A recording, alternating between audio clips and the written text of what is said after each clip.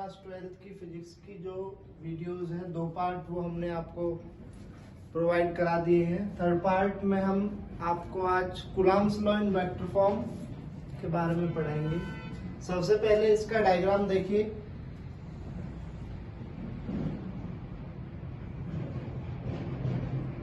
X Y और Z 3 plane लिए, ये इसका ओरिजिन है। इस पर 2 पॉइंट चार्ज लिए हमने, Q1 और दूसरा Q। इस पॉइंट चार्ज Q1 का इस ओरिजिन से जो पोजीशन है, जो इसकी पोजीशन बताई, उसको बोलते हैं इसका पोजीशन वेक्टर। वो हमने मान लिया R1।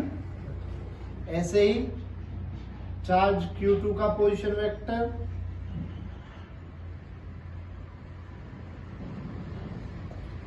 R2 है।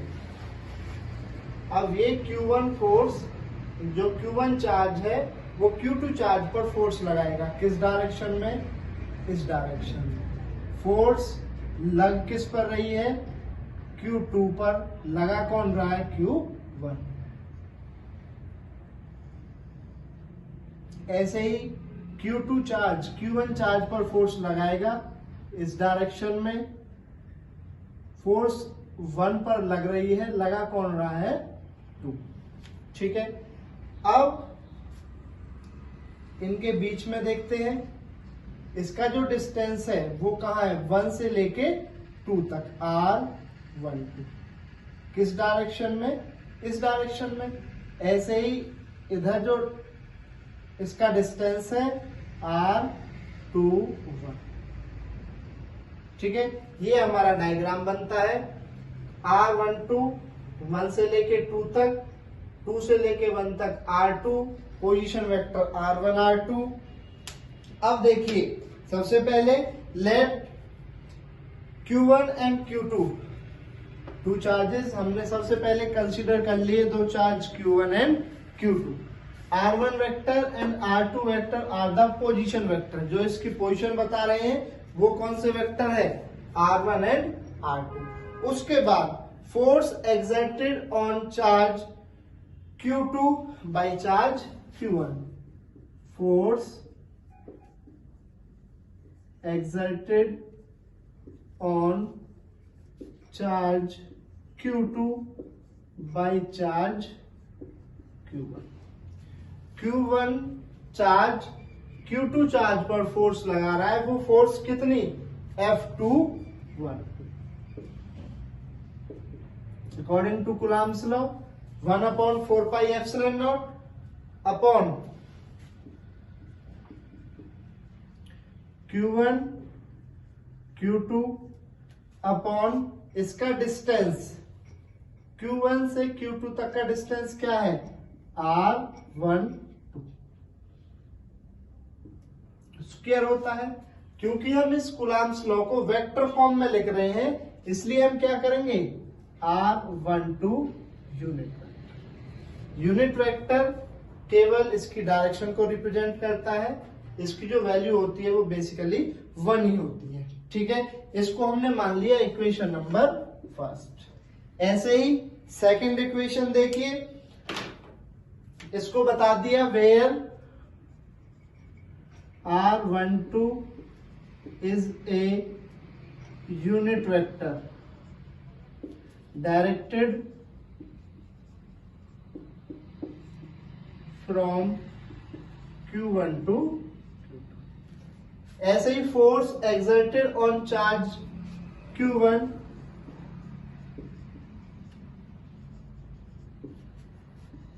on charge Q1 by charge Q। Q2 charge की वजह से Q1 चार्ज पर जो फोर्स लग रही है वो फोर्स कितनी? F12 equal to 1/4πε0 Q1 Q2 upon R²। इसका डिस्टेंस क्या है? R21 और unit vector R21।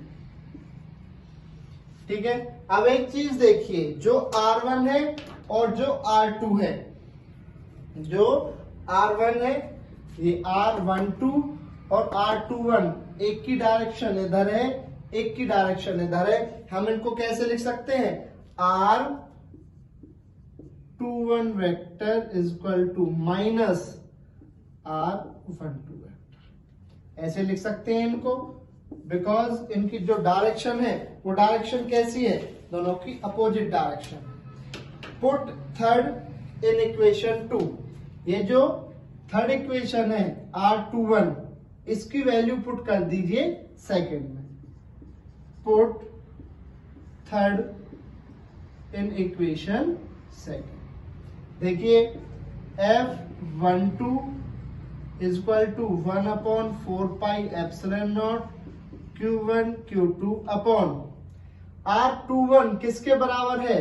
Minus R1 के, माइनस R1 माइनस R1 वो क्या हो जाएगा? R12 का स्क्वायर, स्क्वायर में क्या हो जाएगा? प्लस हो जाएगा R12 का स्क्वायर।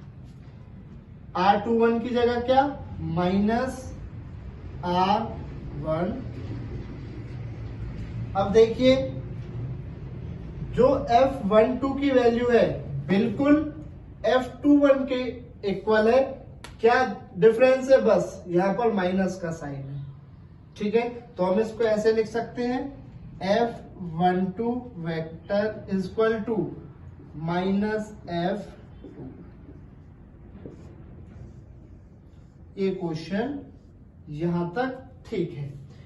जो ये Coulomb's law in vector form है, ये किसको फॉलो करता है? न्यूटन्स थर्ड लॉ को फॉलो करता है। इक्वल एंड अपोजिट फोर्स इस पर लग रही है, ठीक है। अगर हमें इस क्वेश्चन को और आगे बढ़ाना है, यहां तक भी ठीक है। उसके बाद अगर हम इसको आगे बढ़ाना चाहें, उसको देखिए, एक्सटेंडेड इन वेक्टर फॉर्म। अगर हम इसको और आगे बढ़ाना चाहे, उसको देखिए, जो R यूनिट वेक्टर होता है वो किसके बराबर होता है? R वेक्टर अपॉन R, ठीक है। अब इसको देखिए, R21 या फिर 12 वो किसके बराबर हो जाएगा? R21 वेक्टर अपॉन R21, ठीक है।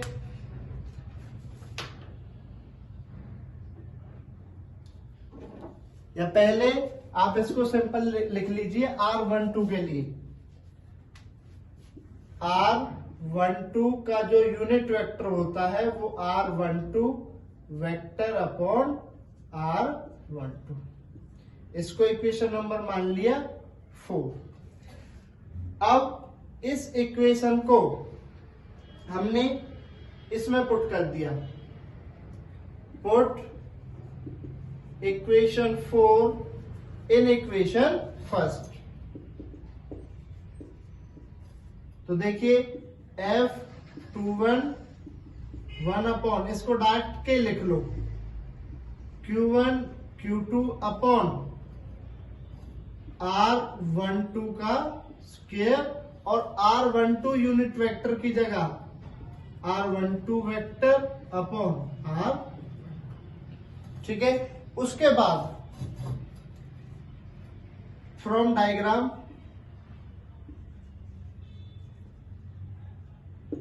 डायग्राम से R12 की वैल्यू निकालिए। देखिए R1 इस डायरेक्शन में, R2 इस डायरेक्शन में, R21 इसके अपोजिट डायरेक्शन में। तो हम इसको ऐसे लिख सकते हैं, R1 plus R12 vector minus R2 is equal to 0। एक डायरेक्शन में है ये दोनों, ये अपोजिट डायरेक्शन में, तीनों किसके इक्वल? 0 के इक्वल। इसको उधर लेके जाइए, R1 plus R12 is equal to R2, उधर जाके प्लस का हो गया। R12 वेक्टर की वैल्यू हमने निकाल ली, R2 vector minus R1 vector. इसको इक्वेशन फिफ्थ मान लिया। पांचवी इक्वेशन को इक्वेशन नंबर, इसको पहले फिफ्थ मान लो, इसको सिक्स्थ मान लो। सिक्स्थ इक्वेशन को फिफ्थ में रखा तो F21 equal to K Q1 Q2 upon R12 की जगह क्या लिख सकते हैं, R2 माइनस R1, और एक R12 ये और दो R12 ये, तो क्या हो जाएगा R2 माइनस R1 की पावर 3। इसको यहां भी लिख सकते हो डायरेक्ट इस तरीके से। और ऊपर क्या बच गया, R12 की वैल्यू R2 माइनस R1। ठीक है, इसको आगे और देखिए। सिमिलरली अब हमें R21 निकालना है, तो R21 यूनिट वेक्टर किसके बराबर होगा, R21 वेक्टर अपॉन R21। उसके बाद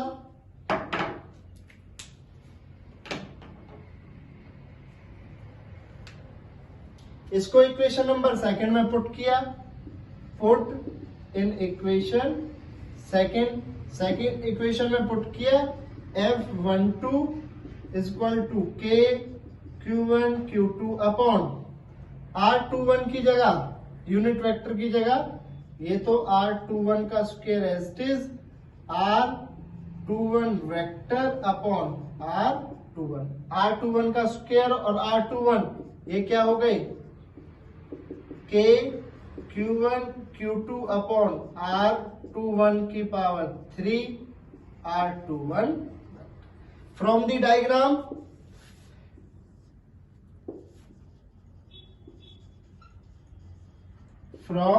डायग्राम डायग्राम से देखिए R2 vector plus R21 minus R1 equal to 0। R2 और R21 दोनों एक डायरेक्शन में है, ये इसके अपोजिट डायरेक्शन में है, तो R21 equal to R1 minus R2। Same इसमें पुट कर दीजिए इक्वेशन नंबर, इसको 7 दे दीजिए, put in equation 7 F12 equal to K Q1 Q2 upon R21 की जगह क्या लिख सकते हैं, R1 माइनस R2 की power 3 into R1 vector minus R2। इस क्वेश्चन को हम यहां तक भी कर सकते हैं। अगर हमें और आगे डिवाइड करना है तो फिर हम इसको इस तरीके से करेंगे। ठीक है, एक बार दोबारा देखिए, Q1 Q2 दो चार्ज लिए, R1 R2 उनके position vector, force on charge Q2 by Q1 F21 जिसकी वैल्यू हमने यहां से निकाली, R12 इसका डिस्टेंस है, R1 यूनिट वेक्टर है जो इसकी डायरेक्शन को रिप्रेजेंट करता है, वैल्यू इसकी क्या होती है 1। R12 यूनिट वेक्टर है directed from Q1 to Q2। ऐसे ही Q2 चार्ज फोर्स लगा रहा है Q1 पर, F12 गुलाम्स लॉ से इसकी वैल्यू निकाली। R12 और R21 दोनों अपोजिट डायरेक्शन में है, इसको इस तरीके से लिख सकते हैं, इसको वैल्यू इसमें पुट की सेकंड में। R21 का स्क्वायर तो पॉजिटिव हो जाएगा, R21 की जगह माइनस R1। ये किसकी वैल्यू है, F21 की है, बस माइनस का फर्क है, तो F21 as it is minus आगे लगा दिए। यहां तक हम इसको कंप्लीट कर सकते हैं।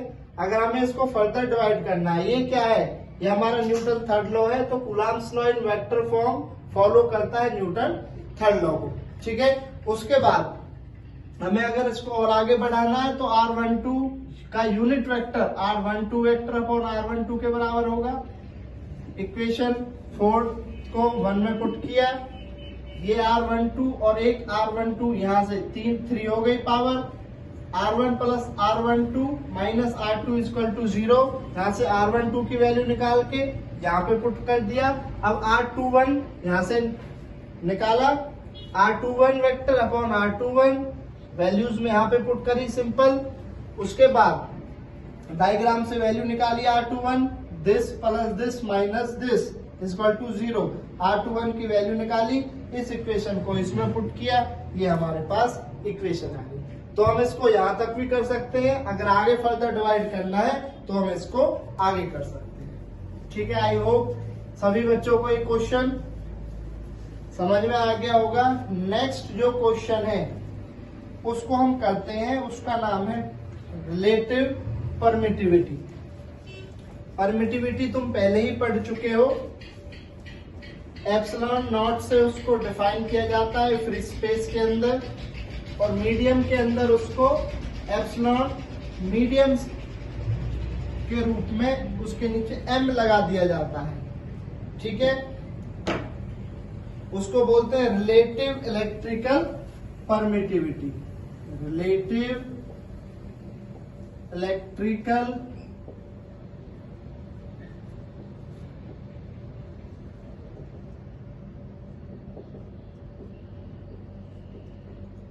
ठीक है, और इसका दूसरा नाम है डाइलेक्ट्रिक कांस्टेंट और डाइलेक्ट्रिक कांस्टेंट।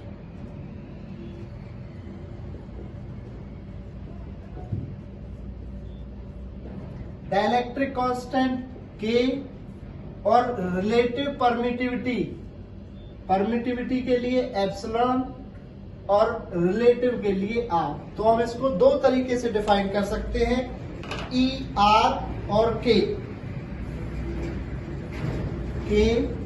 और एप्सिलॉन आर। ये किसके बराबर होती है? ये बराबर होती है permittivity in medium to the permittivity in free space. जो आपकी रिलेटिव इलेक्ट्रिकल परमिटिविटी है और डाइलेक्ट्रिक कांस्टेंट है के और एप्सिलॉन आर से उसको डिनोट किया जाता है। ये किसके इक्वल होती है? Permittivity in medium to the permittivity in free space. इसको बहुत आसान किसी डेफिनेशन में हम लिख सकते हैं, it may be defined as the ratio of absolute electrical permittivity in medium to the absolute permittivity in free space. जो डाइलेक्ट्रिक कांस्टेंट है या फिर रिलेटिव इलेक्ट्रिकल परमिटिविटी है, वो किस किस का रेशियो है? Permittivity, absolute permittivity in medium to the absolute permittivity in free space. इसको हम क्या बोलते हैं? Is called relative electrical permittivity. ठीक है, उसके बाद इसको प्रूफ देखिए। सबसे पहले हमने दो चार्ज लिए Q1 और Q2, इनका डिस्टेंस R लिया, इनको कहाँ रखा? फ्री स्पेस के अंदर रखा। कहां पे रखा? फ्री स्पेस के अंदर। Let 2 point charges Q1 and Q2 are placed at distance R in free space, then by Coulomb's law F free space के लिए naught equal to 1/4 pi epsilon naught Q1 Q2 upon R square. ठीक है, इसको equation number first put किया हमने। दोबारा देखिए, Q1 and Q2 two charges at a distance R is placed in free space, then Coulomb's law F naught is equal to 1/4 pi epsilon naught Q1 Q2 upon R square। उसके बाद दो charge Q1 और Q2, दोनों का distance R, उनको कहां पे रखा? मीडियम के अंदर रखा। Now Q1 and Q2 are two charges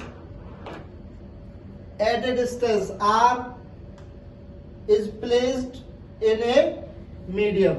हमने उनको कहां पे प्लेस किया है? मीडियम के अंदर। Then by Coulomb's law F M is equal to 1/4 pi epsilon medium.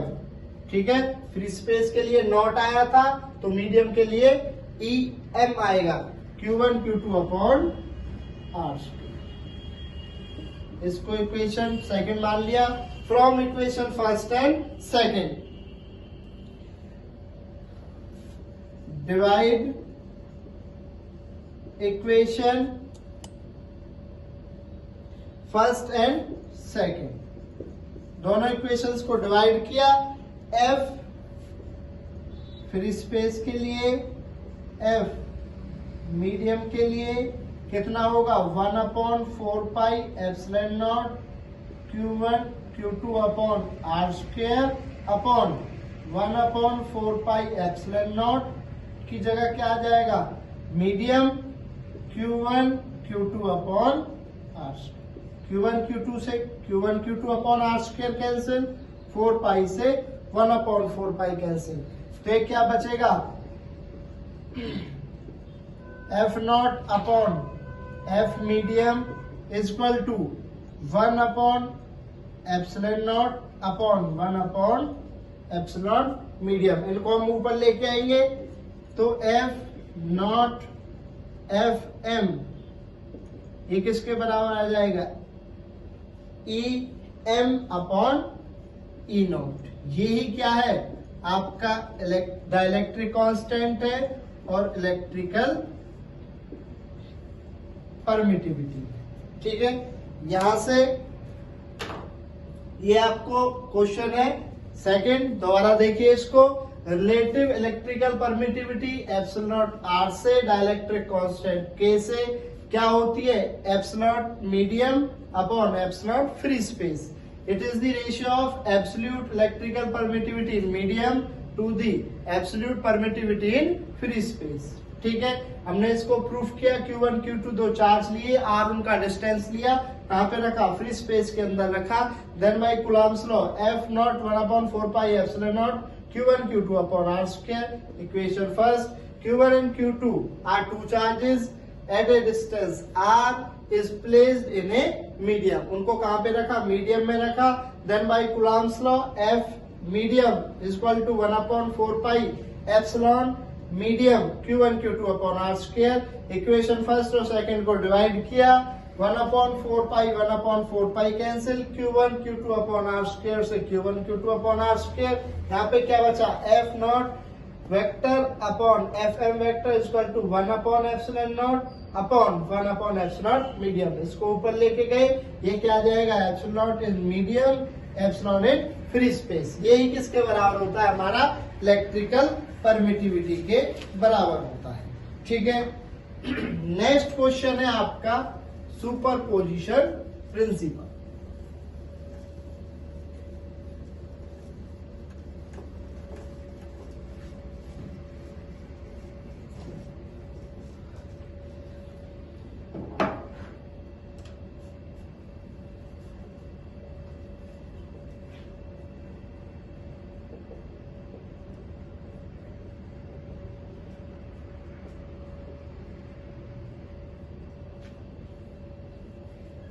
सबसे पहले इसका डायग्राम देखिए, वाई प्लेन एक्स और जेड, ये क्या है ओरिजिन।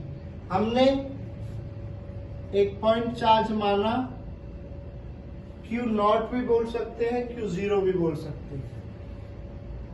एक माना Q1 Q2 और Qn। Q नॉट का डिस्टेंस यहां से R नॉट,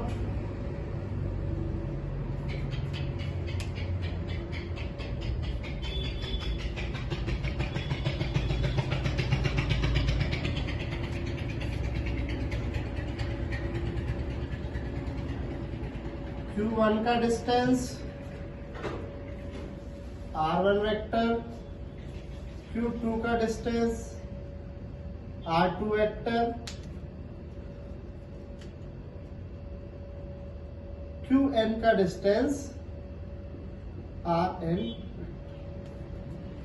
जो आपका सुपरपोजिशन प्रिंसिपल है वो क्या कहता है, it states that the total force on a given charge,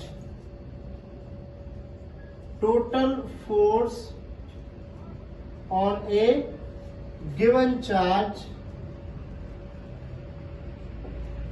is equal to vector sum of different forces is equal to vector sum of different forces due to the other charges.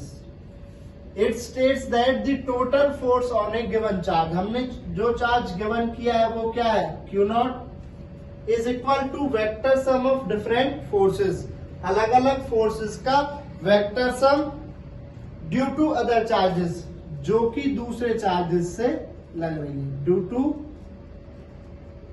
Other charges. देखिए जो Q1 है वो Q naught पर force लगाएगा इस direction में. वो force कितनी होगी, फोर्स किस पर लग रही है, नॉट पर. लगा कौन रहा है, 1. ऐसे ही फोर्स किस पर लग रही है, नॉट पर. लगा कौन रहा है, 2. ऐसे Q3, Q4, Q5 और ये आ गया Q नॉट n या फिर Q0n. इन सब का वेक्टर सम हम यहां से निकालेंगे. वही क्या होगा, हमारा सुपरपोजिशन प्रिंसिपल होता है. सबसे पहले let Q1, Q2, Qn are the point charges at distance R1 vector, R2 vector and Rn vector. Q1, Q2, Qn point charges हमने कंसीडर कर लिए. उनके जो डिस्टेंस है वो R1, R2 और Rn है.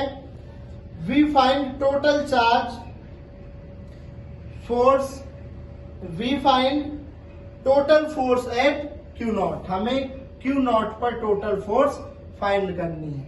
ठीक है, तो सबसे पहले force at Q naught, force at Q naught by Q1.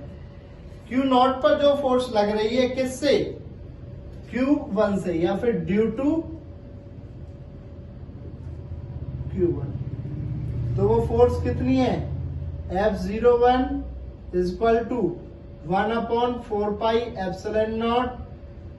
एक चार्ज क्या है, Q नॉट, दूसरा चार्ज क्या है, Q1. ठीक है, और जो इनका डिस्टेंस होगा वो कितना हो जाएगा, R1 से लेके 0 पर, R1 0 या 1 नॉट का स्क्वायर और R1 not unit. Similarly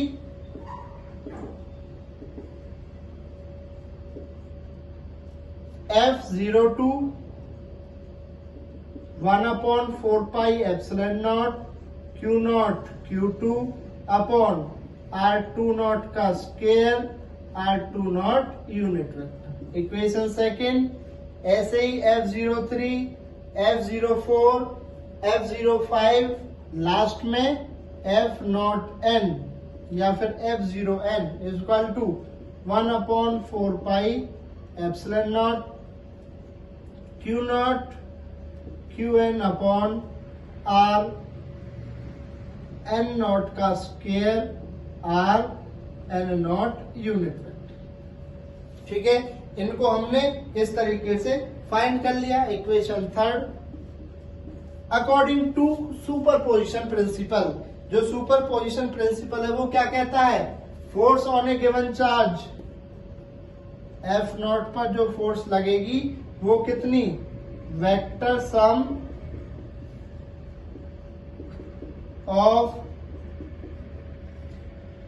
different forces, different forces पर जो वेक्टर सम आएगा. ठीक है, यहां पर F not 1/4 pi epsilon not Q not Q1 upon R1 not का square, R1 not unit vector. 1/4 pi epsilon not Q not Q2 upon R R2 not का square R2 not unit vector up to so on 1/4 pi epsilon not Q not Qn upon R n not का square Rn not unit vector. ठीक है, यहां से 1/4 pi epsilon not और Q not सबसे हमने common ले लिया। Q not 1/4 pi epsilon not यहां से क्या ले लिया, कॉमन ले लिया। उसके बाद यहां पर क्या बचा, Q1 R1 नॉट का square R1 not unit vector, Q2 R2 not का square R2 not unit vector up to so on Qn Rn not का square Rn not unit vector. ठीक है, अब हम क्या करते हैं, Q not upon 4 pi epsilon not summation I की वैल्यू 1 से स्टार्ट होती है n तक, जहां 1 2 3 up to so on n है, वहां हम क्या लिख देंगे I, और जो जहां पर नहीं है उसको एज इट इज लिखेंगे।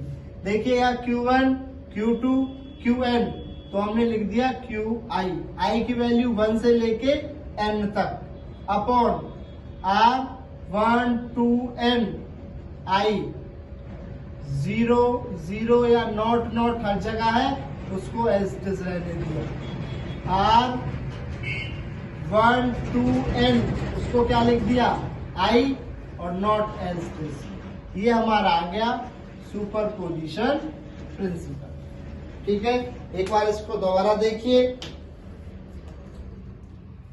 सुपरपोजिशन प्रिंसिपल क्या कहता है, total force on a given charge is equal to the vector sum of different forces due to other charges. Diagram लिया, Q नॉट एक चार्ज माना जहां पर हमें फोर्स कंसीडर करनी है, Q1 Q2 Qn point charges माने, डिस्टेंस R1 R2 Rn कहां से, ओरिजिन से। ठीक है, जो इन पर फोर्स लग रही है वो हमने निकाली और उनकी वैल्यू यहां से निकाली। लास्ट में अकॉर्डिंग टू सुपरपोजिशन प्रिंसिपल वो क्या कहता है, F01 plus F02 up to so on F0n, सबकी वैल्यू यहां से पुट की। Q not upon 4 pi epsilon naught common लिया, जो वैल्यू यहां पर बच गई उनको लिख दिया। Q not upon 4 pi epsilon not हमने समेशन लिया I इज इक्वल टू 1 से लेके n तक, जहां हम I पुट करेंगे उसकी वैल्यू 1 से लेके n तक होगी। 1 2 3 I पुट कर दिया, 1 2 n I पुट कर दिया, 0 0 0 एज इट इज रहने दिया। R यूनिट वेक्टर 1 2 3, तो यहाँ पर पुट कर दिया I, जो 0 है उसको सेम रहने दिया 0। ठीक है, ये टॉपिक यहाँ पर होता है खत्म। अगर इस टॉपिक में आपको या फिर जो टॉपिक कराए हैं कोई भी न्यूमेरिकल आपको सॉल्व करवाने हैं, उसको हमें कमेंट सेक्शन में भेज सकते हैं।